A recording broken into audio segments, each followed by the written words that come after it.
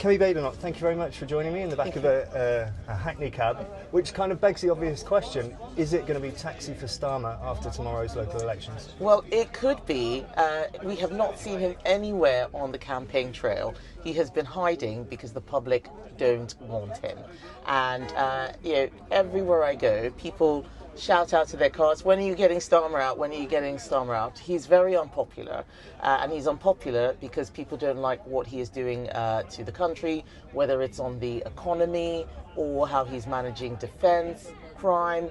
People have been talking about anti-Semitism in recent days. They're just not happy. Labour does not have a good offer for the country. And I want people to know that the Conservative Party does. We're a new party with a new leader. I'm fixing the mistakes that were made in the past, and I want people to know that we're bringing hope back. We've got some hope. But all the polls suggest that we're in for a seismic change after tomorrow, elections in Wales and Scotland as well. The traditional duopoly of Labour and Conservatives is going to be kind of wiped off the map. How do you as a party come back from that?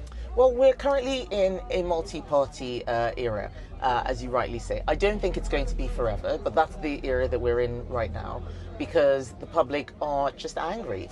They were angry with us. They're less angry with us now, but they were, which is why we had that historic defeat. They're very, very angry with Labour. And we're seeing protest politics rise, whether it's the Greens or Reform parties which are expressing people's feelings. And what I'm saying is that I recognise the Conservative Party made mistakes in the past, but I've been elected to fix that. I've got a plan, and I want to win back people's trust by showing them what we are now. Winning trust is done by showing that you've changed. I've changed the party. We have new policies. I've changed how we approach things, what we focus on. But you also win trust by being consistent. If you keep changing your mind all the time, how do people know what you stand for? And when you look at Starmer, with the endless U-turns he's had, many of which we forced, or Farage, who changes his mind, on two-child benefit cap and other things, depending on what day of the week it is, I think people can see we're the only consistent and serious party. But on that, you're the most popular leader according to polling. You're forcing U-turns left, right and centre. You're producing electric performances in the Commons. And Thank you, Martyn. It's very kind. And well, I'm there. I see them every week. And you've also apparently got the best smile in British politics, which I do also agree with. But it seems like you can do no wrong. But your party is polling lower than when you took over as leader. Is your party a drag on you? So, no, it is not. But I remember when I first started this job and, listening to you now, I remember people saying, oh, can't be done, she can't do it, it's no good. And then things changed. It's time. Time is the thing that I need. It's 3 years until a general election. And every year that passes, people will see that Labour is making a bigger and bigger mess. Who's going to clean up that mess? The people who always do, that's Conservatives. I'm not saying things are perfect now, but I know that they will change because I have got a plan. There are things which I said I was going to do with my party. I'm making the party more right-wing. There were a lot of things that we were doing that were not traditionally Conservative. I've said no to that. A lot of the net zero nonsense. Even when I was a backbencher, I was saying this is not the right agenda. Now people know that the person who was calling it out then is in charge now. And with time, with consistency, with honesty and straight talking, people may not agree with some of the things that I'm saying or doing, but they know where I stand. They may not agree with the policy, but they know that I believe what I'm doing. And I think in time that will fix things. Talking about people who say things that people don't agree with, Zach Polanski has said a lot recently over the anti-Semitic attacks in Golders Green. Is he dangerous for Britain? He is in over his head. He is an example of those people who think politics is just a game where you talk and then you get points and you win an election. I don't think he understands how the economy runs. He would be dangerous, certainly for our economy. I don't think he understands the nature of the threats that we face. He would be dangerous for national security, thinking that he could just sit down and have a chat with Putin. I mean, if only somebody had thought of that before. And then there's this attitude of attacking the police for doing their job, which I think was completely wrong. There are many people who just do not understand that when people are doing bad things, they need to face consequences. We need the police to be tough. We don't need people trying to stop the police from doing their job. And Zach Polanski did that. And I think a lot of people saw what he'd be like for the first time. So we will do better than last year. That's what will represent a good result. I've been telling everyone that we've got to try and win every single seat we can because the country needs conservatism. We're the only party that are going to get Britain working again.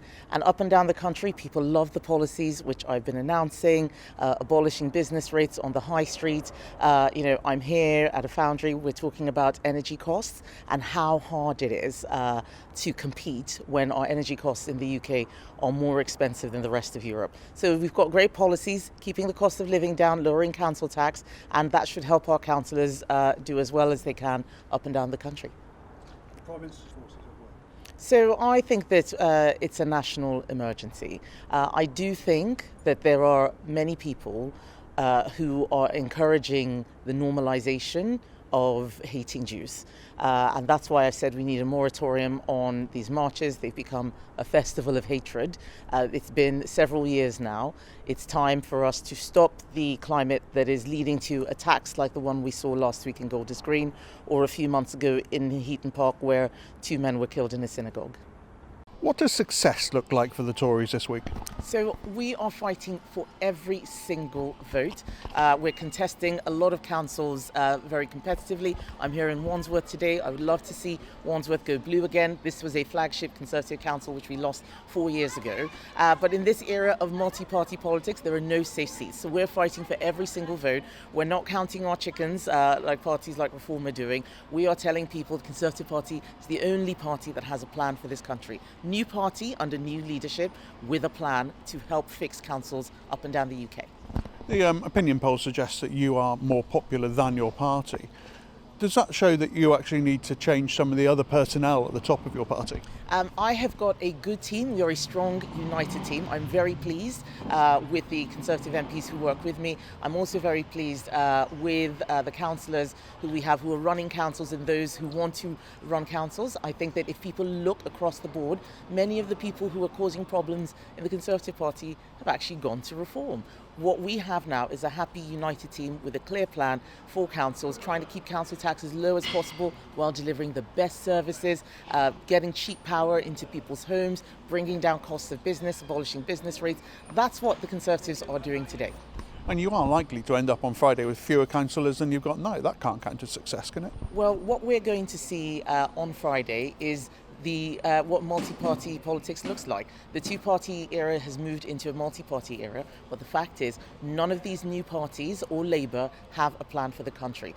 What's astonishing is that a Labour government that came in less than 2 years ago on a landslide has become so unpopular. They thought governing was easy. It is not. The people who know how to govern, who know how to run things, are Conservatives. Things were not always perfect under us. I'm not pretending that. But we know what went wrong. We've acknowledged those mistakes and we've got a plan to fix things. Given all that, why aren't you doing better?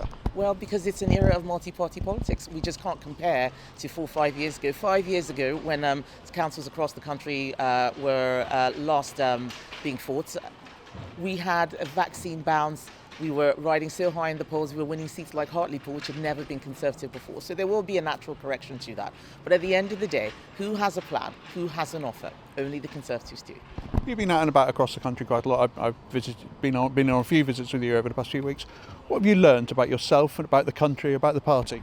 So I've learned that I love campaigning. I'm learning a lot about how people are struggling.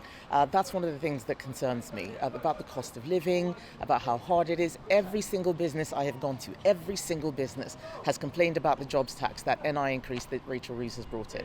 They tell me about business rates being too expensive, so I've got a plan to abolish business rates for the high street. We need these businesses, especially the small ones, to create jobs, especially for young people who are struggling right now. Youth unemployment higher than it's ever been. Who's got a plan to get Britain working again? Conservatives do.